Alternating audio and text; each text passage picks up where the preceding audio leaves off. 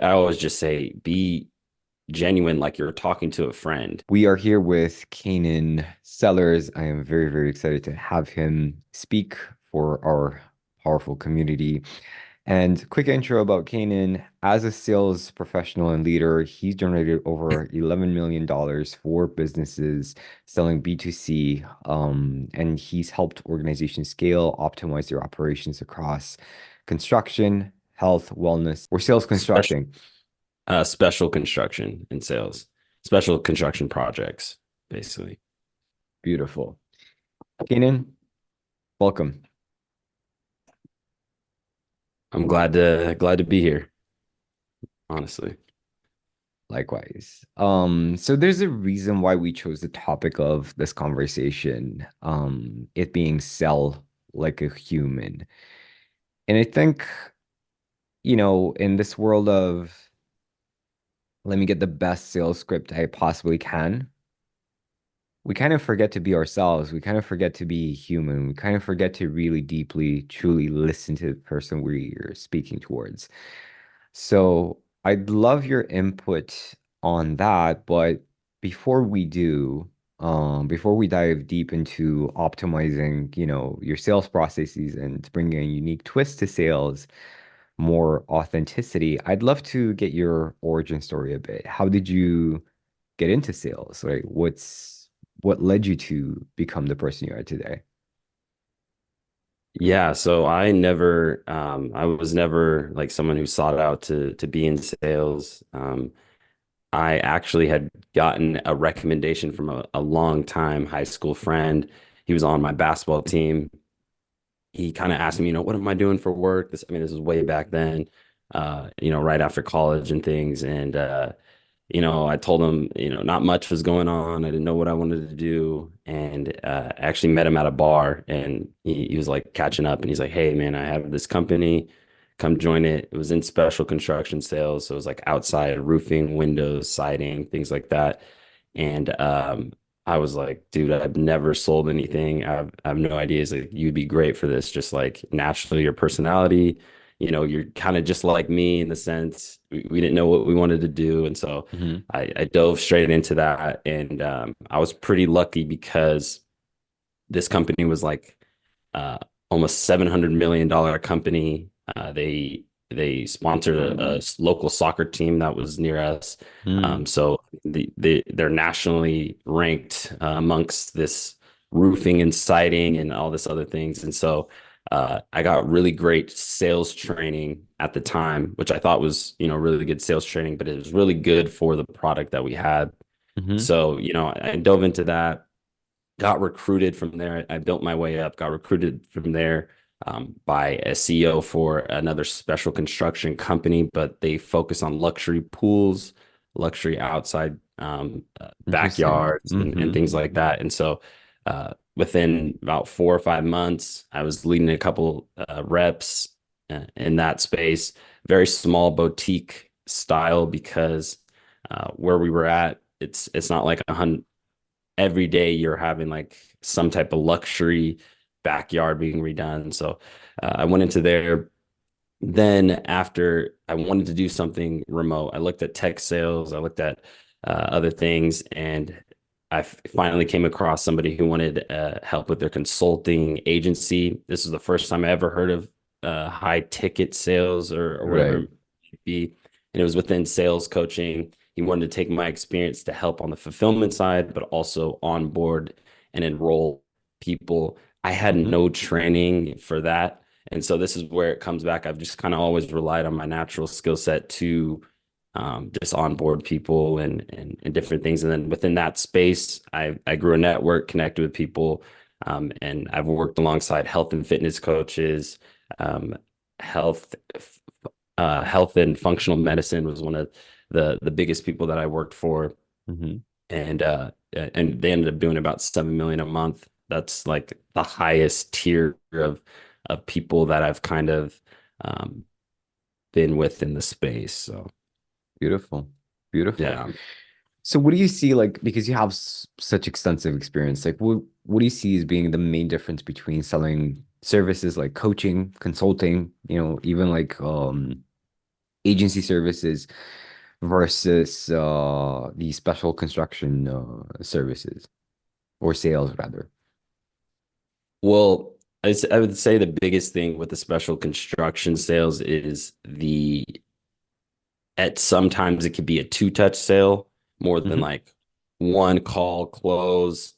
One, it's in person as well, which it could be a little bit different when you're Yeah. in the room with someone they could fully see and meet you than it being over a Zoom call or whatever it may be. But yeah, the biggest thing was definitely like the two-touch close. But when I went into the luxury sales, special construction sales, I thought definitely when you're talking to people, there's you can really get to know them a lot better than when it's the one call close. So um, the difference, I would say there's not many differences, but there's similarities that I could take from. Right. And that was just to connect with the person on a human level, right? And you take that within this high ticket realm. It's, you're connecting with them on a human level. I'm asking Yes. them how their day was. We're not jumping right into business. Um, and just being genuine with the other person, I think is the biggest thing that I took from that, and developing relationships, right? While I was selling to some of these very high end people, they've maybe owned businesses, they're high up within their own industry. You actually create your own little network by doing their Hmm. construction project. I mean, we're managing it over 8 to 12 months, and so Right. you really get to develop and show yourself off, and in that sense. So that helped me within the networking realm. And yeah, I I would say there's more similarities than differences. Beautiful. Yeah, and I love the idea of, really getting to know people. And at the same time, I have this personality of really getting into the nuts and bolts of things, right? Right.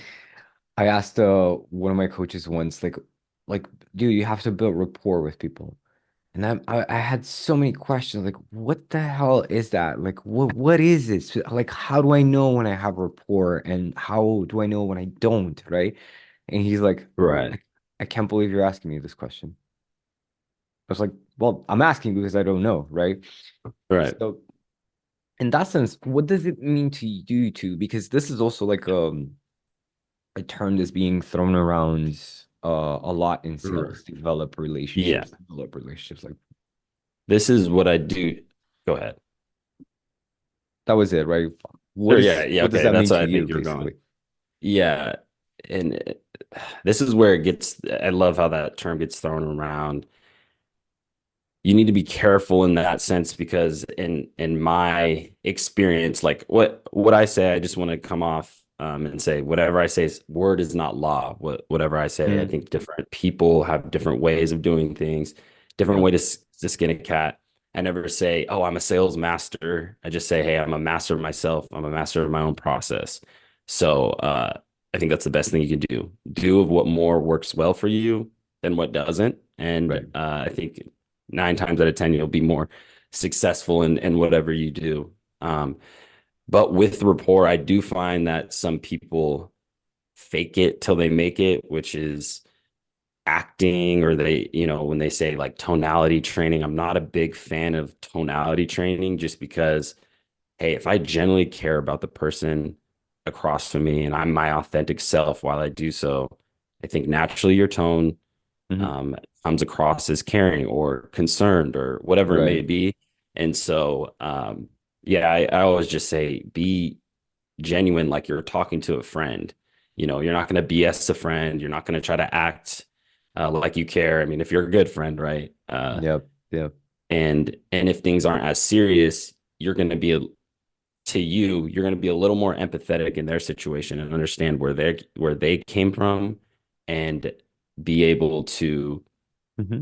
dig deeper and say, hey, I can actually see why you see it in this way, but do you mind me challenging X and Y or whatever Hmm. you think, and you're Hmm. challenging a way of your thinking, and um, that's going to be so much better. People are going to respect that so much more, and I think that's where you gain the rapport. That's when you're digging deeper, and in a way that's authentic and true to yourself, Hmm. I think that's when rapport happens because they're comfortable in what they do.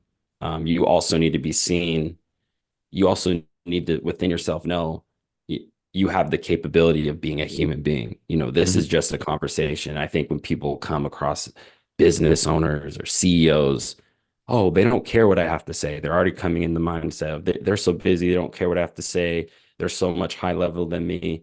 But when Mm. you get down to it, that number that they need to get to or where they need to scale to or that problem in their business could be free time that they have with their kids and their family. And it actually does, Right. they're a human being at the end of the day. They have problems and issues that they would love to solve to help X and Y, or Right. it would definitely elevate their life. And so, um, yeah, that's what I definitely S- have to say on So rapport. I know I go on long tangents, but just like to so hit all the points. I think that kind of hints towards what you mentioned in terms of self-mastery. I do want to dive a lot deeper into that, but maybe just to kind of condense it a bit, like correct me if I'm wrong, but my understanding of developing a relationship is actually caring and finding a solution that is beneficial for both parties, including and actually saying sometimes, hey, I don't think this would be the best thing for you. Yes, that's how you create rapport, and I think relationship and rapport is the same thing. Because Hmm. right, if someone comes on a call and they want a coaching program that costs 10K, they would love to do it. They really need to do it, but it's taking food off the table. It's taking them away. It's going to completely demolish them and destroy them, and they're not going to be successful within the program. They're going to be stressed. Are you going to push that sale because you can get it and they can push it on their credit card? Or are you going to kind of step back and say, hey, you know, right now might not be the best time for you to do this. Hmm. They'll come back months later. They'll come back with way more energy, way more trust, way more love for the program. You represent your company a lot better, doing it that way. I love that. I love Yeah. that. And I do have a question around that. But let's dive into the self-mastery aspect. And by the way, my question is related to when somebody doesn't buy out of Mhm. fear, how do you how do you still keep rapport with that person, right? So it's just, but I'd love to circle back. I Mhm. want to dive into self-mastery first and maybe come back to it. So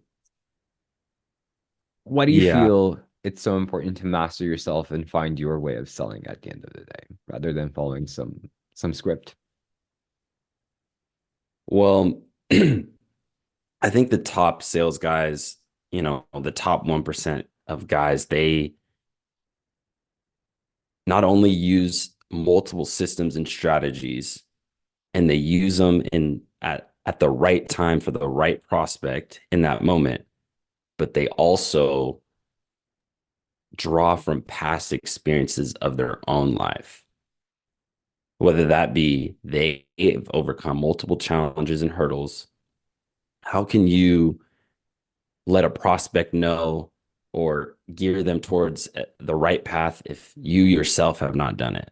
Right. Leaders of leaders is like what you like to say. You cannot lead anybody until you've led yourself in a masterful way and Hmm. in the right way. And so um, I think that's why self mastery is super important because it actually enhances the skill sets that you gain, the training, sales training. I don't think sales training is wrong, but you definitely need to be a sponge and grab multiple different trainings Love that it. you can use and say, hey, I want to use X's training here. I want to use what I learned in special construction sales right here. I've seen this before.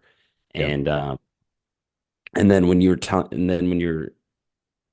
letting them know, hey, this is the best course of action for you, challenging what they think. You're getting these from challenges that stories that maybe you have had. Hey, I've thought like this at one point in my life. I completely changed. It was hard, right? Or it was easy when I did it this way.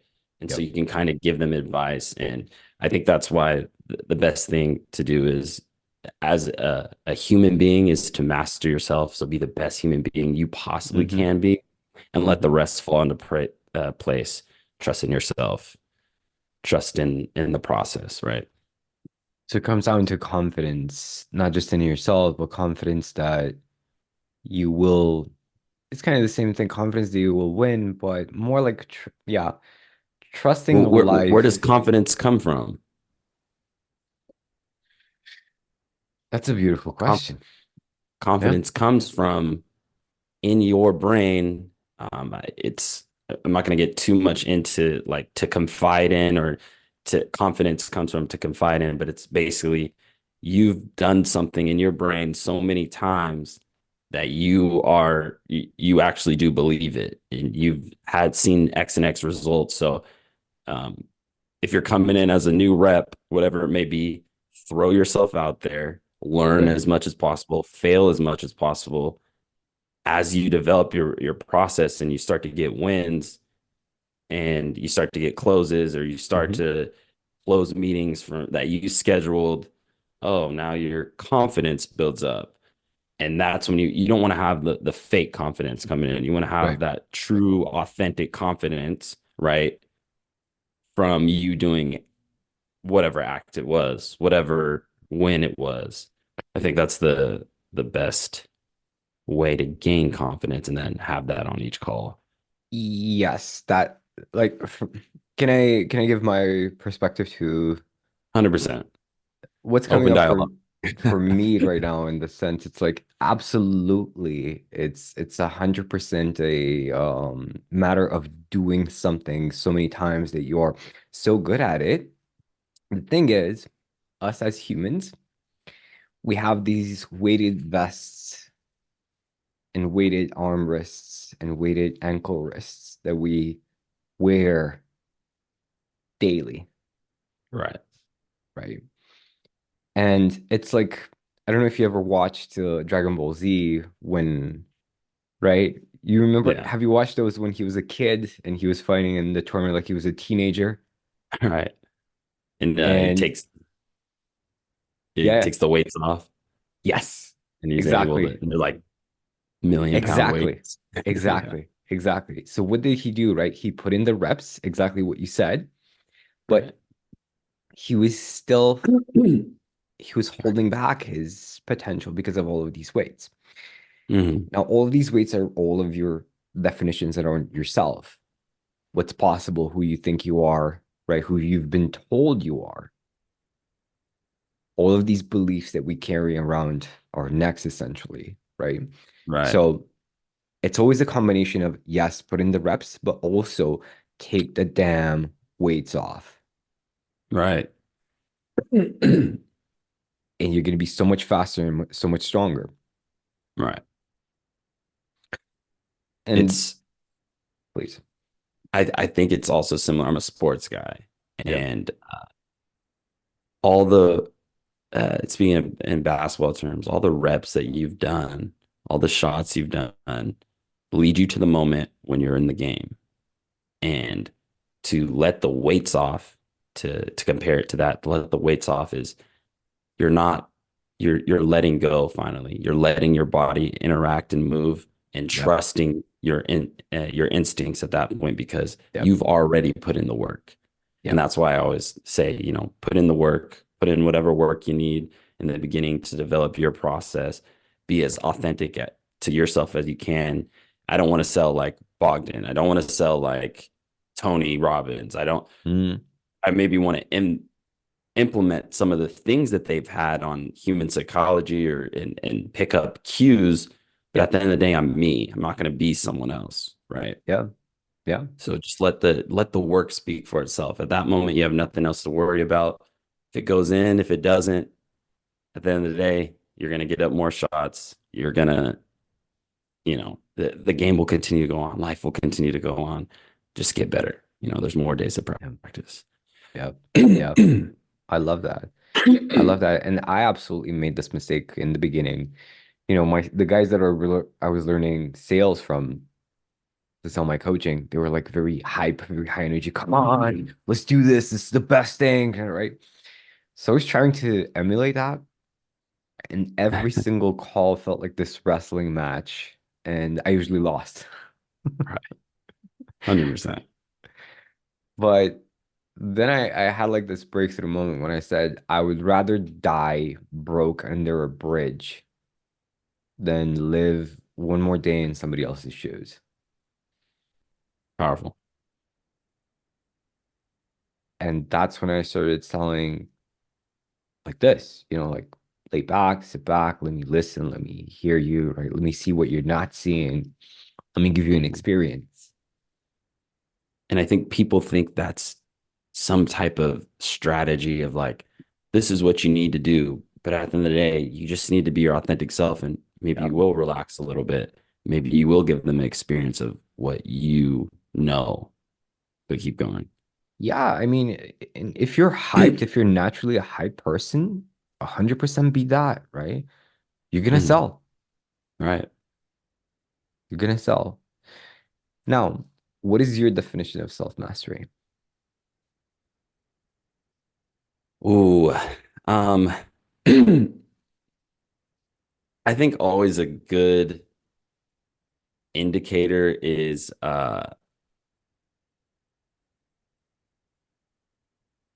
when you're able to ditch the sales script. Mm, Um, yeah, I mean, definitely when you could ditch the sales script and you can follow um, your intuition now. You understand that you need to bring up challenges early. You need to bring up things authentically. You have a mhm, sales process where at the end of the day, someone needs a solution. They need to get there. But you ultimately know you've dealt with so many different prospects where it's like, at the end of the day, yeah, you can go over the sales script to understand what the product is, understand what the service is, but you can kind of ditch the sales script and um, you can have those good conversations. You can understand that the mental roadblocks some prospects might mhm, have, and you can just dig deeper and you can go on to any industry, almost any sales script, come in and immediately implement your own process. love it. Not that it's going to take as soon as you hop on the calls. Yeah, I'm going to start closing 10 out of 10. Maybe you need a couple calls just to get familiar with the prospects and who you'll see, and then from there, I understand. I can pull the bits and pieces of what really matters in the Yeah, conversation and then implement from there and love it. keep using that. I think that's always a sign of mastery in my sense, or in what I think it is. Could be different for other people though. That's a great definition. That's a good definition. We had this thing in martial arts, right? Timing, doing the right thing at the right time. So I think it definitely Right. relates to what you're sharing right now, like having this plethora of tools and knowing which tool is the right one for the job for that Yeah. specific moment in time. Yeah, very Yeah. powerful. Now, for somebody who has a sales team, Hmm. how should one go about Hold on really boosting quickly. conversions?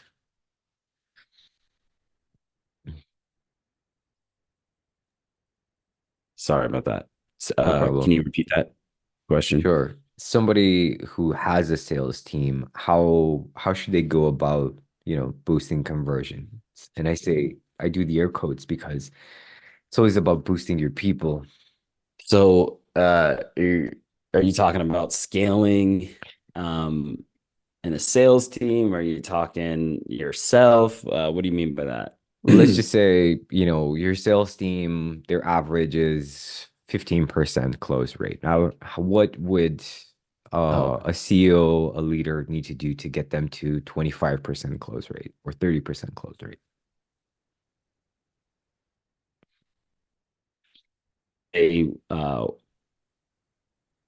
one of the biggest things is if you are wanting to get there, right? You want to have that leadership, but that leadership ultimately means accountability. You got to Mm, put it on yourself, bro. yeah. 100% got to put it on yourself, right? You're in charge of these people, and some of these people might be smarter than you, more talented, or whatever it may be, but you got to figure out a way to utilize your talent to ultimately make a team and culture environment that's going to flourish, right? And going back to being accountable, right? You're gonna have people with different opinions and different views on life. You got to figure out how to get them to buy into something, right? A culture. Mm, And if they fail during that process and whatever happens, you got to take responsibility, right? This is on you. You're there to make the best decisions possible. They're looking up to you to do it. I don't really believe in, oh yeah, my team's suffering, so uh, right. this is why we're not working, you know. But yes, they do need to buy into some type of culture, some type of environment that you've created, right? We both talked about that quote from Peter Drucker, you know, culture eats strategy for breakfast in Mm, multiple cases. So I love it. I, without me knowing what your company's about, I haven't been on the ins and outs. The one thing I could say is how you get them from 10 to 25%, and whatever you do, you know, there's going to be systems you can use, but the number one thing, right, is the culture that you have. And this comes Yep. back to being a good human being, right? Does your team truly believe in you as a leader? Can they come to you to difficult questions that they might have, right? You know, can they do they actually value the customer when they hop on calls? I think a good measurement of figuring that out, right, is showing somebody from a different team that they do X, Y, and Z that isn't very good. And they would say, hey, on my team, I could never do that, right? Our Right. culture would never allow for that, right? Hmm. That's Hmm. always a good sign. Or, you know, if somebody were to ask about, you know, how's the culture there, you know, they would be like, it's tough, it's hard at times. They get on you, but at the end of the day, we all care about each other. Um, Mm, we all have hmm. genuine human interactions. Um, and your your team members need to believe in you and trust in you outside of just finances. You know, we're there to actually help everyone. So having some type of incentive or whatever it may be within the group that everyone strives toward, goals that they strive towards, Yeah. is really good. But just making them comfortable enough to reach out to you and to do different things. I would say it's definitely culture. Love it. Um, there's a lot that goes into that, man. It's a loaded question, I think. And yeah, and there's a reason why I brought it up because it's always a combination of things, systems, teams, procedures. Do they Right. believe in the culture? Do they believe in you and the leader, and so on and so forth? You could totally have a CRM problem or whatever it may be. It could be Yeah, a yeah, full system 100%. problem or it could be a culture problem. So it's multiple things, but keep going. Or like an ads problem, like Yeah, right. like the copy is shit or whatever, right? Of Right. course. But I think you really went to the heart of it because it's true, it's like at the end of the day, do your people, number one, believe in you? Do they believe in the vision of the company? Because Right. if they're sold on, if they feel that you care, you truly care about them, they will care about you. If they believe in the vision of the business, they will come up with better systems just to hit the mission, the vision, right? Hmm. Um, and it in terms of the leader, it always comes down to your level of confidence because we come back to that, right? Because like how can somebody believe in you if you don't believe in yourself, Right. And I think right? times of trouble do show that too, you know, if systems aren't right, marketing's not on point, and maybe leads have dropped. And, you know, do you go to your team and kind of sugarcoat it, hide it, or do you just say, hey, up front, this is what we're going to need to do? Leads are low. Yep. Don't worry. You know, let's go extra hard on X and X. So let's go extra hard on finding more leads or calling cold or ghosted prospects, ones that didn't respond. We're gonna kind of have to go harder on that while we wait till lead flow goes up. Yep. Um, and just being honest with them. That's being Yep. a genuine human, And then that will be like, people will be like, okay, everything's good, Yeah. even though in the background it might not be the best, uh, but they can really And believe in you, right? and I think like this is one of the biggest marks of confidence in leadership. If it happened, starting the conversation with guys, I fucked up. Yeah, right. I think even when you fire someone, or if they let go of them, I would always want to take blame. Hey, I didn't put you in the positions to succeed, and I maybe had was very busy with things and work and stress, and I've maybe let you pass and go by, and I didn't Right. address certain issues. This is totally on me. I need to be on everyone on my team. You know, uh, I'm here for you if anything had ever happened. I'm sorry I let this happen to you. I let you down, whatever it may Yep. be. Yeah, and then like this is a conversation I always have, with my people, if you have to let somebody go, don't just this is super powerful and this is I might, talk to them about this as well, like taking responsibility for the situation. Super, super powerful. Mhm. Um, but like also getting to understand what they're really good at, like really what they actually their dream job is. Maybe Mhm. even becoming an active component, like, hey, actually have some connections that might give you a shot for this job. I think they're going to be like blown away. Right. Definitely. Um, and just seeing where their strengths are and say, hey, Yeah, and what doing was it early, right? Yeah. Doing it early before, it sets them back even further, and you put them in a position that doesn't work and you're trying to mold them. Definitely give them that trial period, but after that, just say, hey, I think your skills would be better off in X and Y Yep, company. I know somebody yep, that yep, you flourish yep, well in this type of leadership frame. Maybe not when someone's grinding you so hard or whatever it is. yeah, yeah. That makes you like boss of the year or leader of the year. Yeah.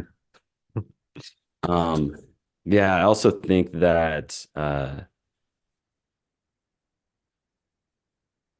I think that do you have conversations outside of just performance and numbers and financials and things like that Yeah, yeah, are really good too? Because I always say, like, if I'm gonna have a one-on-one with a rep or one-on-one with a manager, whatever it may be, I always structure it, 10 minutes of personal, 10 minutes of, professional, 10 minutes of future. Generally, sometimes it's 15 minutes of personal, whatever it is, and I'll kind of open up and be vulnerable and be like, hey, these are some goals I've had and that I've been trying to strive for, and I maybe didn't hit the mark. Here's why I haven't. I've been, yep, stressed with this or whatever it may be, and then be like, hey, what's something that you kind of been striving for that you haven't reached, and why is that? And then, for a professional, kind of just go in like literally managing your reps and knowing, hey, what's your stress level on 1 to 10? What's your workload like 1 to 10? And then you guys can kind of dive into that and take different avenues depending on what they say. And yeah, I mean, just those one-on-ones are super powerful. I remember being in one of that first company that I had that I had talked about, the special construction sales. This guy would, our VP manager guy would come in, hold these sales meetings, and during these sales meetings, uh, every Friday we would have them. This dude was grilling you, making you feel uncomfortable, maybe embarrassing you, whatever it may be in front of the group of people. But at the end of the day, it didn't take anybody off their game because outside of that, he's having these one-on-ones with people. He's yeah, understanding. He's having these conversations where you're like, he truly does care, and it's just to grow you as a person. yeah, Um, yeah, and but when he's in that group, my dad, that's like, I will not accept mediocrity. I am going to make sure my child grows or my children grow and they're in that yeah. environment. I will I not love accept that. this. And then when you bring that type of culture, it's like people come up with, they got to make sure their information that they come into the meeting, they're not getting embarrassed. it's really researched information. You're actually talking about things, and so now you can make bigger decisions, impactful decisions, way quicker, and it's brought to you right away because you care. But you also will grow them. So you got to come with something that makes sense. And Beautiful. I've always taken that from for a long time in whatever I do, right? Beautiful. So let's circle back. How Yeah. do you keep the relationship with someone? They have the resources, right? It makes sense, but for whatever reason, they're scared and they don't commit, right? Either in the first or second touch or whatever that may be. How do you still maintain the relationship so that maybe one day they come back? Um, just like off the top of my head, I think within the community I'm in and with some of the people I know, and I've always it was like the spousal objection. Right. Um, it, you know, you got to know which is BS objections, which one is ones that are actually holding them back, and which ones are like, hey Mm-hmm. man, like I'm in a marriage. I really just want to talk over with my wife, really just to see like this is something that makes sense. You want to make sure before they leave the call, it makes sense. You got some type of, yes or some type of commitment on that end. But like if it's like, hey, like you can understand, you can read them, you've been in the situation, they just really just need to talk to their spouse. It could totally turn them off in a different direction if they like need to talk and you're pushing it like, well, why not now? Like, are you not man enough? Do you not make the decision? It's like I think a good man, a good masculine man does always kind of talk amongst his Insult, group, yeah. talks among his family, and just get a for sure, let him know what's going on. So uh, that's a big one. If But again, I think all of this comes out authentic if you're authentic with the person, if you're genuine with the person. Mm-hmm. um they will come back if this is what it is. That's why it's like, hey, maybe not in your situation, this doesn't sound right, this doesn't sound right for you right now. Let's go down some paths and avenues you could take to maybe get a little more financial, gain some financials or whatever it may be. Let's see what we have on the board, and not just being like, oh, they're disqualified. Hey man, just always leading them with some type of mindset change, a different perspective. And there's been so many times I'll get reached out again and say, hey, that conversation I had 2 months ago, 3 months ago, whatever it may be, it's been playing through my head constantly. And Mm-hmm. that's when you know you've left an impact, and they'll come back to you. So short answer: be authentic, be genuine with what you say, what you do, and truly care more about what the client pays you. Do you care about the client more than what they just pay you, right? That's the same for your sales team, right? Do your reps care about that? Are they pushing to get the sale because Mm-hmm. you've been on their ass about numbers and performance? So So, question for you. When you end the call and they're not going to be a client, like do you end it on a high note, or how do you usually end it to not slice the relationship that you've built up until that point? always ended on a high note, always in, or and I don't know if it's just a high note because maybe it might be a sad time for them that they can't get into the program or whatever it may be. Right. But instead of ended on a high note, I'd say end it with my doors open. Come to me anytime you need, you know, Mm, let's have I these love it. conversations if you ever need to. And it all depends on what kind of offer you have and system you have. If you're on like a triage call or a two Got call, it. whatever it may Mm-hmm. be, it's all going to be different, right? Again, word is not law in the sense it's so unpredictable in sales, and I never like to say this is what you do, but again, I mean, it's only what you can do on your end, your care, your Mm-hmm. ability. Have you put in the work? Um, yeah. Got it.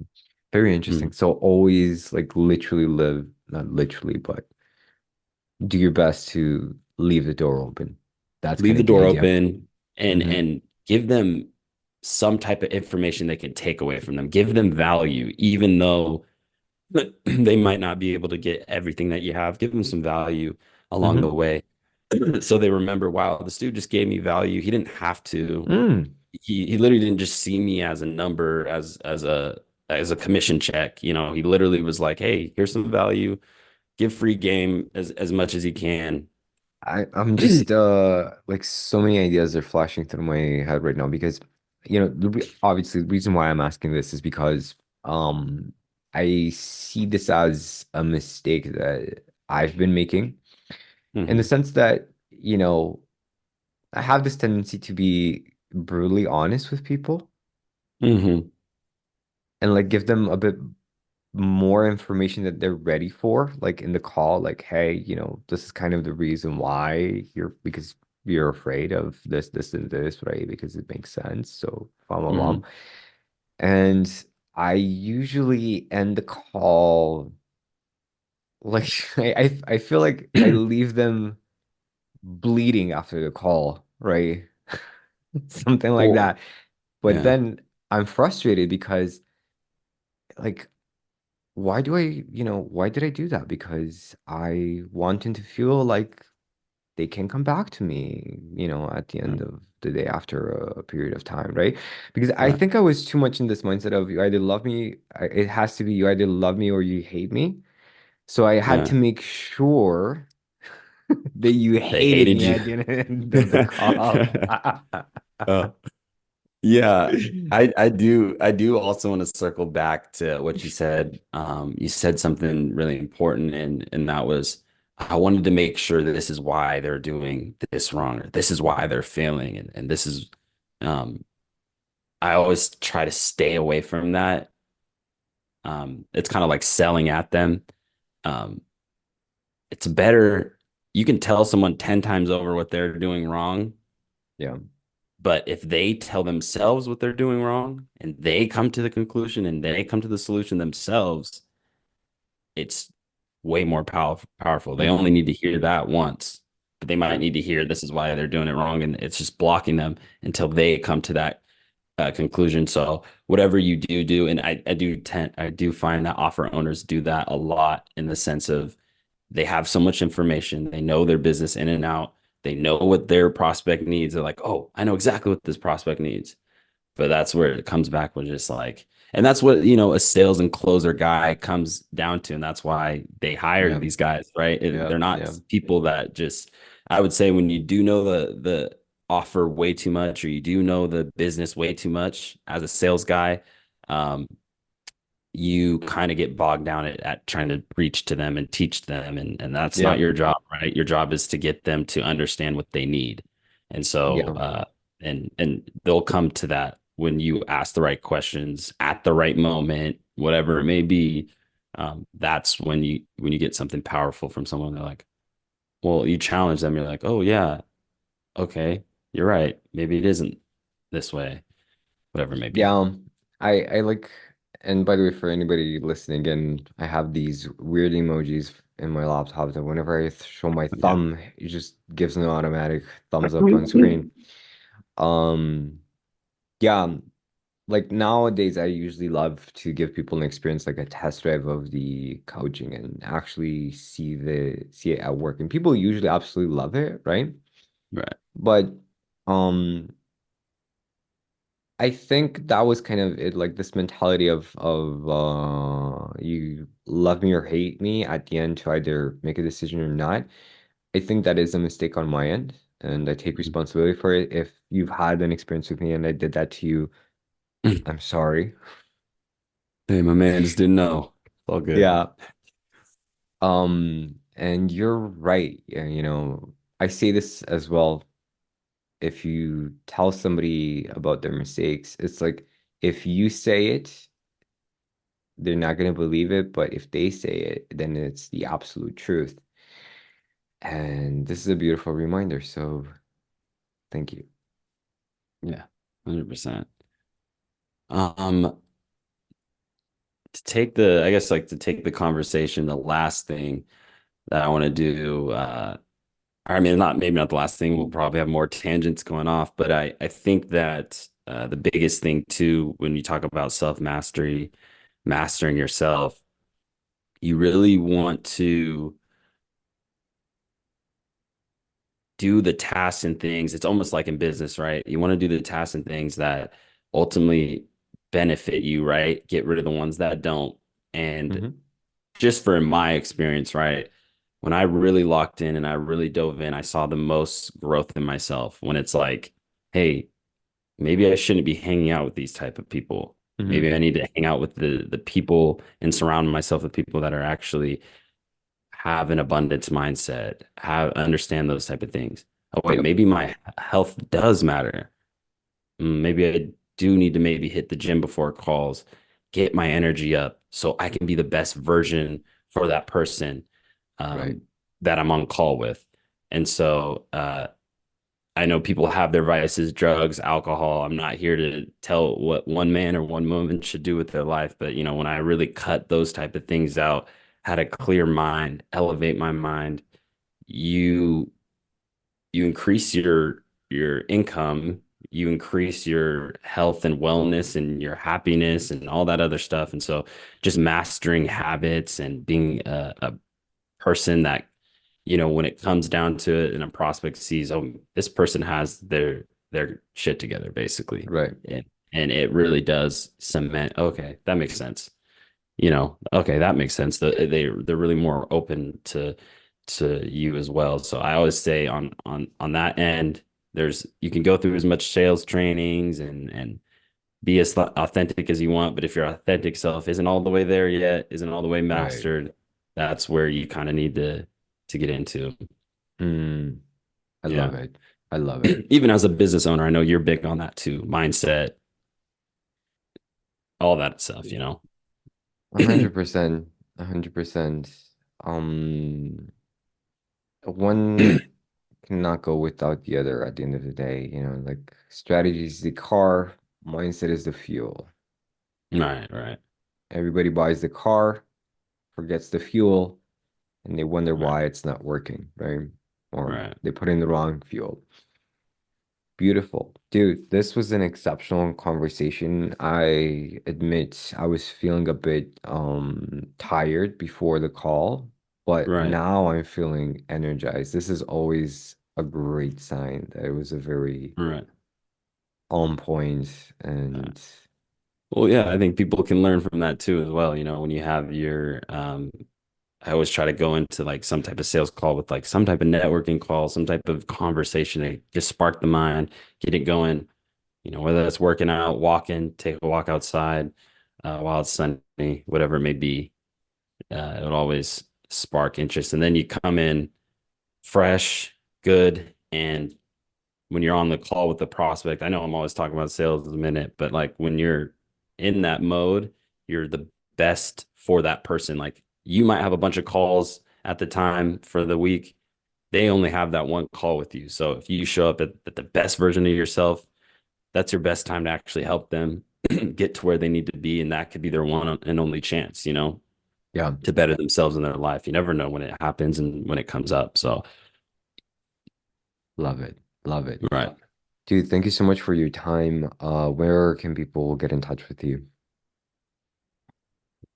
I say Facebook is the biggest one. I'm just on Facebook. Give me a message, and they can really connect with me on a Zoom call, a chat. Let's figure out a time to talk, throw ideas out there, network. If you need Hmm. somewhere, you need somebody to be connected to. I think that is always my superpower is finding where people need to go and understanding um, who they would be suited for, have a good conversation with, things like that. Um, like I said, my door is always open. Love to have a conversation. Beautiful. And of course, for our community members on school, feel free to reach out to Kanan. He's Oh yeah, right there, school as well. right? Just use the Yeah, search bar, type in his name, and you will immediately find him, and you can shoot him over a DM. yeah. There's not too many Canaans and yeah, Sellers is not a brand name. It actually is the last name. So I think maybe It was just meant to be, I right? think I think that was the first hint for your friend who said, you know what, I think there's something about Canaan that tells me he would be good at sales. Hmm. Maybe Something. yeah, maybe his I last name, I don't know. don't know what it is. It's a personal branding thing, man. I just got real lucky there. Beautiful. Awesome.